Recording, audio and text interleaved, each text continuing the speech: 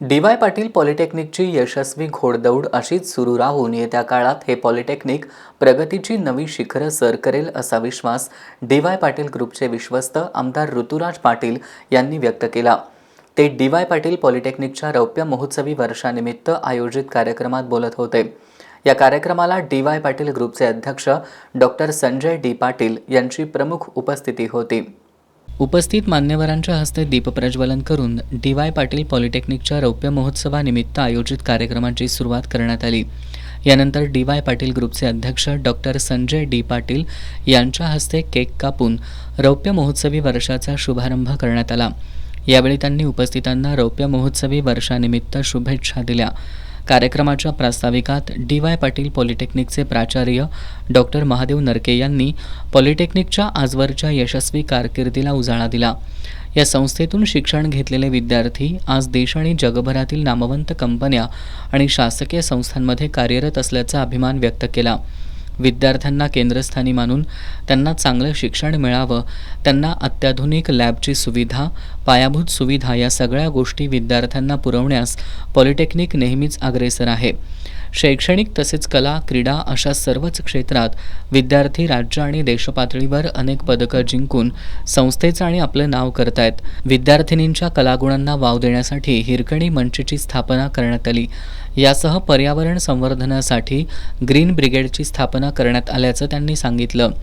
विद्यार्थ्यांना उच्च आणि चांगल्या दर्जाचं शिक्षण देऊन इथंच न थांबता त्यांच्या प्लेसमेंटसाठी सुद्धा संस्था पुढाकार घेत असून नोकरी इच्छुक विद्यार्थी राष्ट्रीय आंतरराष्ट्रीय कंपनीमध्ये 100% जॉब मिळवण्यात विद्यार्थी यशस्वी ठरले असल्याची माहिती त्यांनी दिली। MSBTE कडून सातत्यानं व्हेरी गुड ही श्रेणी मिळाली आहे। येत्या काळात NPA मानांकन मिळवू असा विश्वास त्यांनी व्यक्त केला। आमदार ऋतुराज पाटील यांनी सर्व आजी माजी विद्यार्थी, शिक्षक, इतर स्टाफ यांना रौप्य महोत्सवी वर्षानिमित्त शुभेच्छा दिल्या। स्वर्गीय माजी मुख्यमंत्री वसंतदादा पाटील यांनी महाराष्ट्रात शिक्षण संस्था उभा राहाव्यात याचा ध्यास घेतल्याचं सांगून डी.वाय. पाटील दादांनी 1984 साली संस्था स्थापन केली।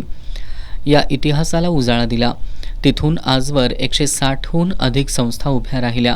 यातील पॉलिटेक्निक ही महत्त्वाची संस्था आहे।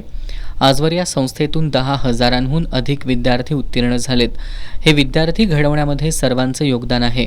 आज हेच विद्यार्थी राष्ट्रीय आणि आंतरराष्ट्रीय स्तरावर मोठमोठ्या पदांवर काम करतायत याचा अभिमान असल्याचं त्यांनी सांगितलं। विद्यार्थी आणि उच्च दर्जाचं शिक्षण हे केंद्रस्थानी मानून संस्था कार्यरत आहे। पॉलिटेक्निकला नावारूपाला आणण्यासाठी प्राचार्य डॉक्टर महादेव नरके यांचं मोलाचं योगदान आहे। हे पॉलिटेक्निक विद्यार्थ्यांच्या रूपानं यशाची गरुड झेप घेत आहे। ही यशाची घोडदौड यशस्वी अशीच सुरू राहून येत्या काळात हे पॉलिटेक्निक प्रगतीची शिखरं सर करेल असा विश्वास त्यांनी व्यक्त केला।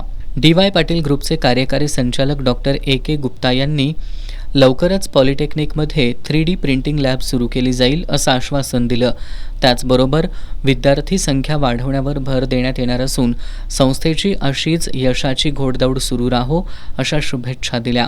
यानंतर आंतरराष्ट्रीय स्तरावर शिष्यवृत्ती प्राप्त केलेल्या विकीराज माने, शिवानी यादव, पार्थ पाटील यांच्यासह दुबई स्थित कंपनीमध्ये निवड झाल्याबद्दल शंभूराजे भोसले, रोहन शिंदे यांचा सत्कार करण्यात आला।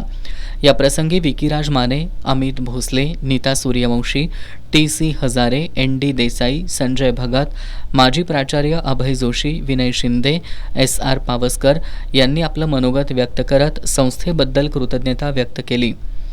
यावेळी डी.वाय. पाटील प्रतिष्ठानचे सचिव श्रीपाद धरणगुत्ती, कार्यकारी संचालक डॉक्टर A.K. गुप्ता, पॉलिटेक्निकचे उपप्राचार्य नितीन माळी, रजिस्ट्रार महेश रेणके, डी.वाय. पाटील अभिमत विद्यापीठाचे कुलगुरू doctor R.K. Mudgal, DY. Patil कृषी आणि तंत्र विद्यापीठ तळसंदेचे कुलगुरू डॉक्टर K. प्रथापन, कुलसचिव doctor V.V. Bhosale, doctor J.A. Khot, medical कॉलेजचे अधिष्ठाता doctor R.K. Sharma, CHRO Shrilekha Satam, वैद्यकीय अधीक्षक doctor Vaishali Gaikwad, doctor Shimpa Sharma, Salokhenagar campus संचालक डॉक्टर अभिजित माने, प्राचार्य doctor S.D. Chede, doctor Suresh Mane, doctor S.B. Patil, D.N. Shelar यांच्यासह विविध संस्थांचे प्राचार्य, विभाग प्रमुख, माजी विद्यार्थी, कर्मचारी उपस्थित होते।